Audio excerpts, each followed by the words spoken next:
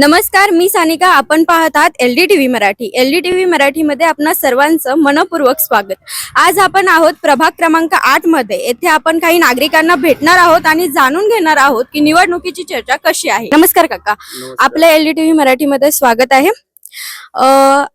आपल्या प्रभागामध्ये कोणाची जास्त चर्चा आहे, कोण निवडून येण्याची शक्यता आहे?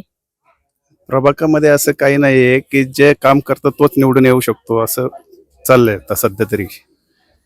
प्रभाग क्रमांक 8 मध्ये कोणत्या अडचणी आहेत आणि निवडणुका झाल्याच्या नंतर नगरसेवकांनी कोणती कामं हातात घेतली पाहिजेत? अडचणी म्हणजे इथं लाईट जाते, रस्ते बरोबर नाहीयेत, परत वाहतूक स्पीड ब्रेकर नाहीयेत, ह्या समस्या भरपूर आहेत. पाण्याची, गटारीचे भरपूर काही समस्या आहेत. त्या व्यवस्थित झाल्या पाहिजे. जो करेल तो नगरसेवक आम्ही निवडून देऊ. तुम्ही निवडणुकीत मतदान करताना पक्ष पाहणार, त्यांची कार्य पाहणार की उमेदवार पाहणार? आम्ही त्यांचे पक्ष नाही पाहणार, मन जे काम करेल उमेदवार तेच आम्ही निवडून देणार. जो चांगलं काम करेल किंवा समाजसेवा करेल त्याच उमेदवाराला आम्ही निवडून देऊ.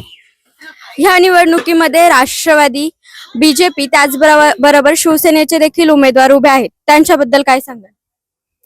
त्यांच्याबद्दल काय सांगणार आहे? ते चांगले व्यवस्थित वगैरे कामं करतील, लोकांना भेटतात वगैरे, त्यांचे ते मतदान मागतात वगैरे, सांगतात की आम्ही हे करू, रस्त्याची कामं करू, लाईटची कामं करू, परत काही जे लोकांची समस्या असेल त्या दूर करू, सांगतात ते दोन्ही तिन्ही पक्षांची लोक.